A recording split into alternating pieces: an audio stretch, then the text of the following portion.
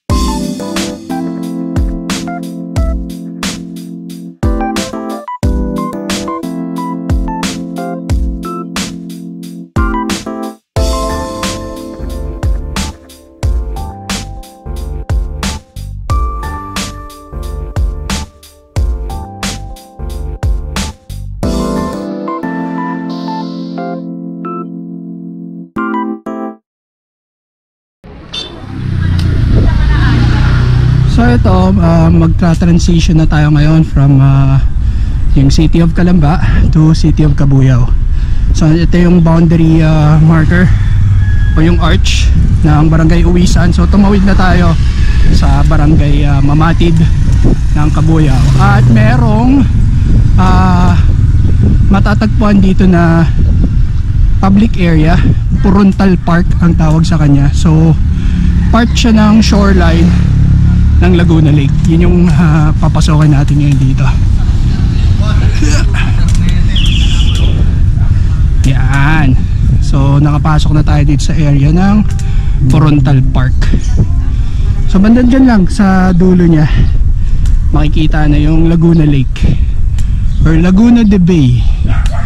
So ang origins ng pangalan nya Laguna, so Spanish word Laguna, lagoon or lake.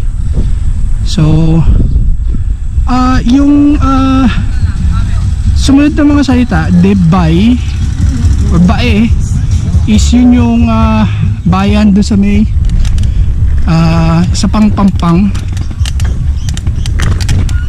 which is yung Bae.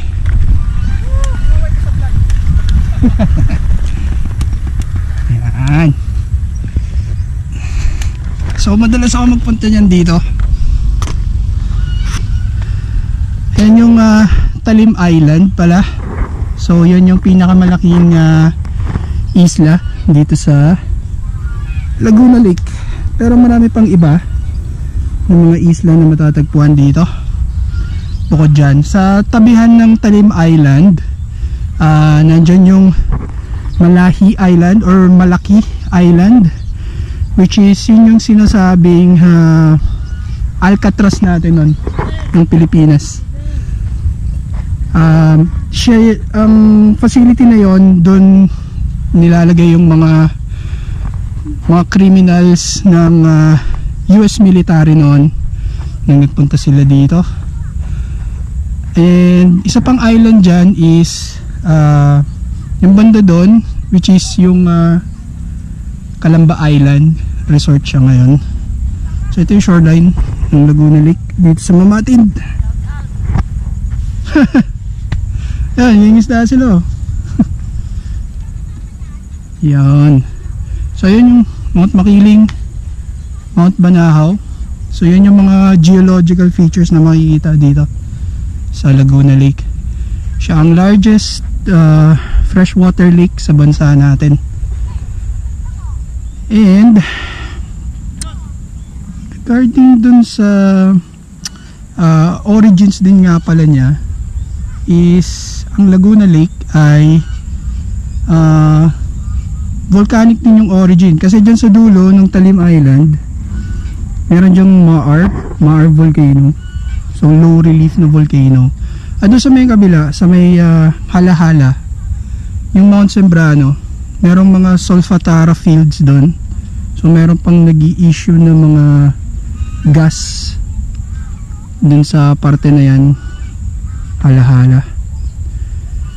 So ito yung dun sa eastern shoreline nya, nandyan yung mga bayan ng Pangil, Pakil, Paete, Siniluan, Magdalena. Nandyan yung mga ibang towns ng Laguna province. Mount Banahaw, banda doon din yung Pagsanhan, Lumban, Kalayaan. So meron pa tayong pupuntang isang lugar dito sa shoreline ng Laguna Lake. Siya naman ay may kinalaman sa Philippine-American War, at yun yung shoreline sa may Kalamba, tawagin ay Aplaya. So yun yung sunod natin pupuntahan. Medyo saglit lang yun mula dito, at doon natin tatalakayan naman yung history ng Laguna Lake, which is involved sa Philippine-American War. Okay.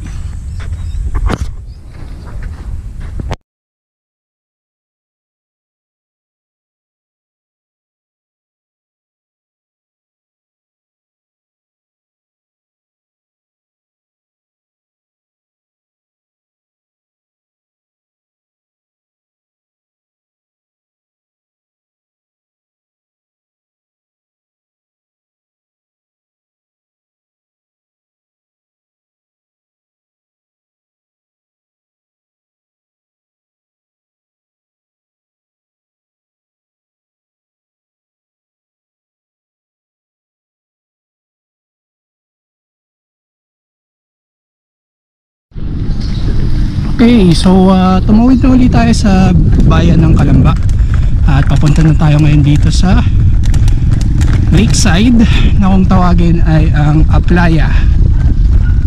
Ayan, mas malaki yung view ng Mount Makiling dito, so kitang kita siya. So ang nasa southern end yan ng Laguna Lake, ang Mount Makiling. At yung mga bayan na nandyan malapit sa paanan niya, Los Baños.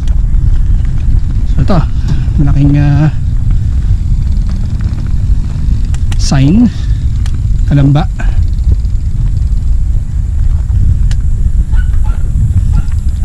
Tayo dito sa parang pier, merong parang pier dito eh. So nagsaserve yung pier na yan currently sa mga nagpupunta dun sa Kalamba Island, which is isang resort. Pero alam ko kailangan mo ng prior reservation bago makapunta dun. So ito din yung parang pier dito sa may Aplaya. Ayun siya, ayun yung Kalamba Island. So isa yan sa mga islands na matatagpuan dito sa Laguna Lake. Yun.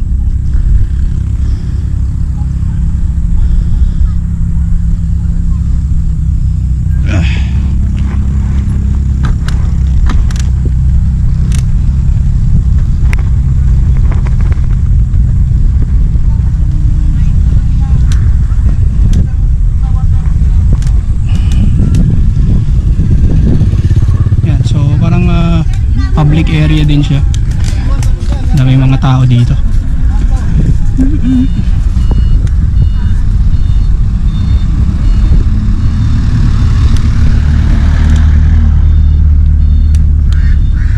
Dito banda sa may dulo.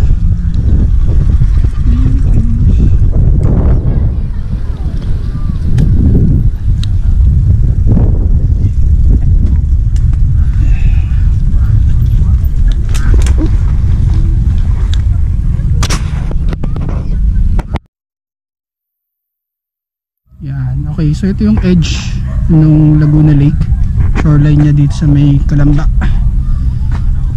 So noon ng Philippine-American War, ang date ay July 26, 1899. Dito mismo pumunta yung mga Amerikano. Nagkaroon sila ng offensive operations dito sa Calamba noong 1899.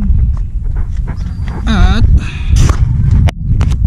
ang target nila noon is yung ma-cut off yung forces dito ni General Aguinaldo. Actually yung nakompronta nila dito na commander is si General Miguel Malvar. So dumating yung mga pwersa ng mga Amerikano dito, gamit nila yung mga gunboats na Napindan tsaka yung Oeste. So may hila-hila sila ng mga kasko, 4 na kasko. So punong-puno yun ng mga troops ng mga Amerikano. Mga around 1,000 na Amerikano yung nagpunta dito sa Calamba nun para magsagawa ng offensive operations. Actually nagsimula pa yung Laguna Lake Expedition ni General Lawton, Major General Lawton, Henry Ware Lawton, nung April pa, kasi pumunta na siya ng Santa Cruz nun at doon nagsagawa ng operations. Tapos balak niya pupunta rin dito sa Calamba, kaso parang hindi maganda yung conditions nung tubig, nung shoal water dito. So ang pinadala na niya is si Brigadier General Robert Hall, tapos yung mga puwersa niya. So nagkaroon ng labanan dyan sa Calamba, mga 2 oras na labanan. So parang house to house fighting din yung naganap. So ang nangyari, umatras yung mga revolutionary forces, mga Pilipino. Nag-retreat sila papunta dyan sa Mount Makiling. At mga around 4 na Amerikano yung napatay.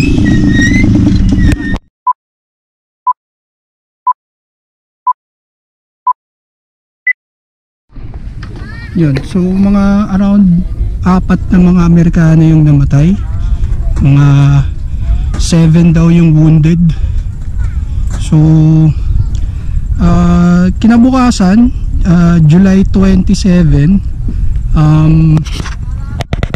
sinubukang bumalik ulit ng mga Pilipino, mga revolutionary forces sa Calamba, na sa pag-aakala nila umalis na yung mga Amerikano dun sa bayan, pero hindi pa umalis yung mga Amerikano. So sila ngayon yung napaatras since na dun pa sila. 3 araw makalipas, no, July 30, sinimulan namang magpadala ni Brigadier General Robert Hall ng mga puwersa niya para habulin yung mga Filipino forces.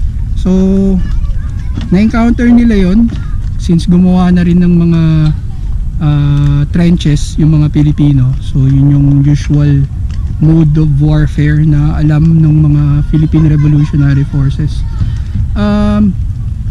Actually inantay nila na makarating within 300 yards yung mga puwersa ng mga Amerikano bago sila nagpaputok. So nagsidapaan na yung mga Amerikano at merong isang Filipino officer na tumayo, dinadirect niya yung line of fire dun sa mga Amerikano, pero siya rin nabaril siya. So after nun, demoralize yung mga troops, mga Philippine Revolutionary Forces, at umatras na din sila. So yun yung encounter na naganap dito sa Calamba. So part din siya ng Philippine-American War. At mismo si General Lawton mismo ay nagpunta siya dito. Kasama niya yung misis niya, kasama niya yung anak niya, kasama din niya si Dean Worcester. Siya yung member ng First Philippine Commission. Nagpunta yan sila dito sa Calamba at meron silang pictures malapit dun sa may plaza. So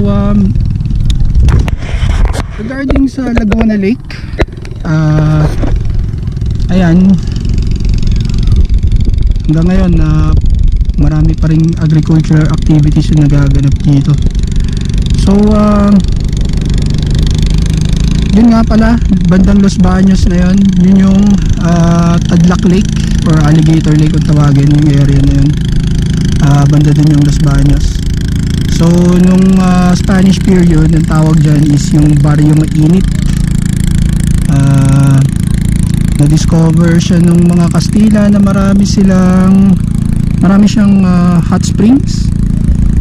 So wala, actually alam na rin naman ng mga inhabitants yun, pero yung mga Kastila ginawa nila parang for therapeutic purposes na rin. Diyan sila nagpapagaling, may tinayo sila na hospital dyan, at meron din silang tinayo na parang rest house,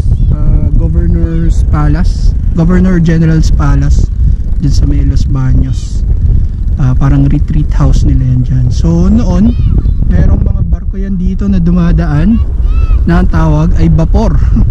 So steamboats powered by steam. So malamang dun din kinuha ni Dr. Rizal yung description niya nung vapor tabo kung tawagin. So dito yan, naglalayag yan sila. Sa may Los Baños meron pier doon. Sa may Binyan din, alam ko meron ding isang pier yun doon. So yun yung malamang sinaservice niya.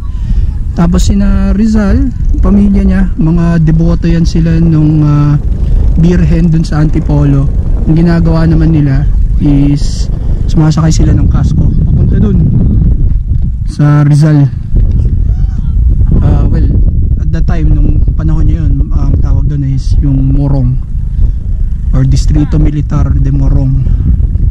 So dito ko lang tatapusin muna yung episode natin for History by Bike. Huwag kalimutan mag-like, mag-share at mag-subscribe sa aking YouTube channel. And this is History by Bike, signing off from Aplaya, Calamba, Laguna.